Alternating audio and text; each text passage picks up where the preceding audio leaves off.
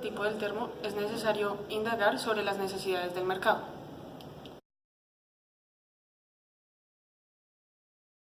Que sea liviano. Que conserve la temperatura más de una hora. Que tenga un tamaño adecuado, como el de una botella de agua. Que no me queme cuando coja el termo. Que sea metálico. Bueno, lo que más me gusta de los termos o de cosas para tener bebidas calientes, que no deje, que la tapa no deje que me eche el café encima. Lo que me gusta en un termo para bebidas calientes es que sea barato. Entonces, ¿qué es lo que más me gustaría de un termo para bebidas calientes? Que mantenga la temperatura por el mayor tiempo posible. Que no se regue dentro de la maleta. Que sea fácil de transportar y de sostener. 72 personas, se encontró que de un termo se decía que su tamaño sea de 500 mililitros, que este sea liviano, fácil de agarrar, con una tapa que no se riegue el contenido, que la temperatura del líquido adentro se conserve durante 1 a 3 horas y que la temperatura externa del termo, es decir, en la superficie, sea ambiente.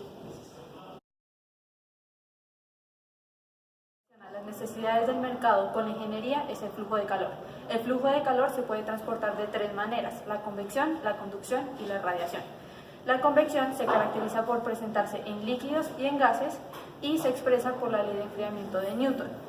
Esta depende de un H, que es el coeficiente de transferencia de calor por convección, y en el termo se ve aplicado entre la interacción que existe entre el líquido y el termo con el ambiente.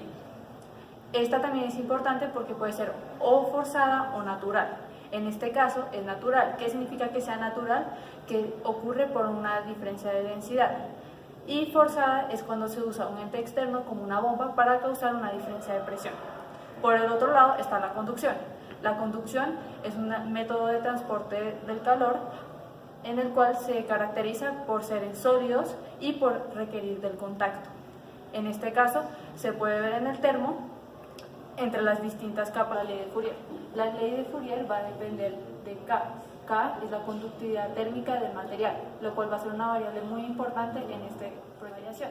La radiación en este caso no predomina, pero sin embargo la radiación depende de la constante de Boltzmann y de la temperatura y del área transversal por la cual pasa el flujo.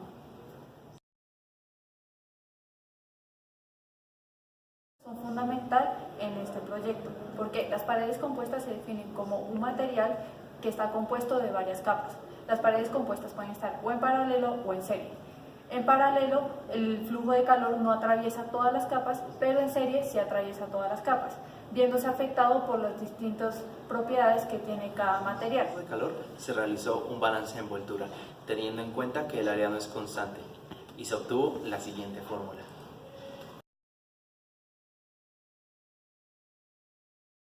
Decidimos usar 3 capas en nuestro termo. La capa interior está hecha de PET a partir de una botella de plástico comercial. Esta se decidió usar pues tiene un área transversal constante, lo cual facilita nuestros cálculos de flujo de calor, y cuenta con un diámetro de 6 centímetros y un espesor de 1 milímetro. En la capa exterior decidimos usar un cilindro de aluminio que cuenta con 2 milímetros de espesor. Decidimos usar este espesor pues la densidad del aluminio es mucho mayor a la de la espuma de poliuretano, lo cual haría nuestro peso mucho mayor si usáramos un espesor más grande. Además de esto, la constante de transferencia de calor del aluminio es mucho mayor que la de la espuma de poliuretano, por lo que sus propiedades termodinámicas no son importantes para nuestro termo. Para calcular el espesor de la espuma de poliuretano se decidió hacer un barrido a diferentes espesores y con estos espesores calcular los flujos de calor. A partir de este barrido se decidió optar por un espesor de aproximadamente 5 milímetros, ya que a partir de los 5 milímetros en adelante, al aumentar el espesor, el delta en el flujo de calor disminuye drásticamente. Además de esto, al tener un termo tan grande, con un espesor mayor a los 5 milímetros, este resulta difícil de manipular. construir el prototipo se empezó fijando el contenedor PET en el centro del cilindro de aluminio. Una vez este estuviera fijo, se aplicó la espuma en el interior del cilindro y se esperó hasta que ésta se expandiera a su volumen máximo y se secara. Una vez esta estuviera seca, se pulieron y se cortaron los excesos de espuma que crecen por la tapa y por el fondo del termo y se recubrieron con cinta de aluminio ambos extremos. El prototipo listo se llevaba a experimentación en el laboratorio. Durante esta experimentación se empezaba calentando el agua hasta 60 grados Celsius, pues esta es la temperatura normal a la que se consume el café. Una vez el agua alcanzaba esta temperatura, se vertía en el termo y este se tapaba con una tapa que tenía un termómetro interior adherido y luego se sellaba con silicona para evitar mayores pérdidas de calor.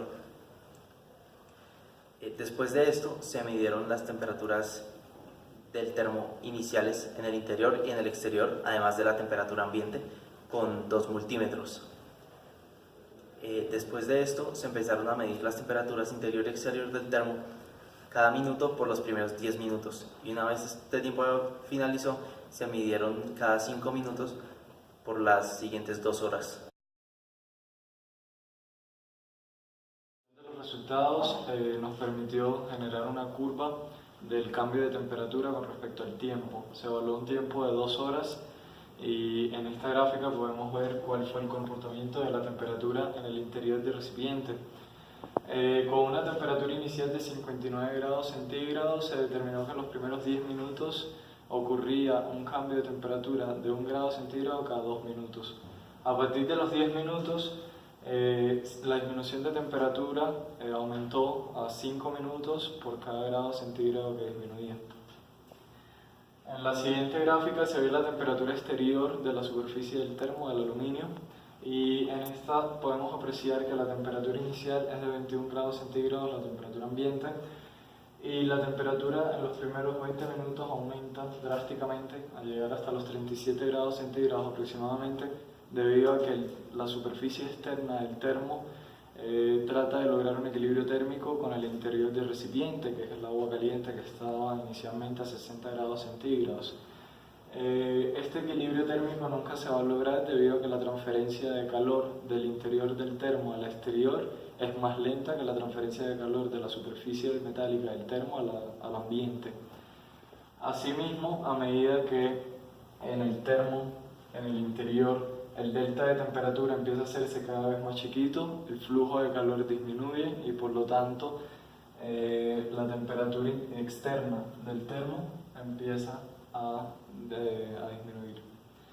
Por consiguiente también calculamos el Q total del termo mediante la expresión que habíamos calculado para las diferentes capas, la capa interna de PET, la capa mediana de poliuretano y la capa externa de aluminio, y básicamente el calor liberado posee un comportamiento similar a la temperatura interior del termo debido a que posee una relación.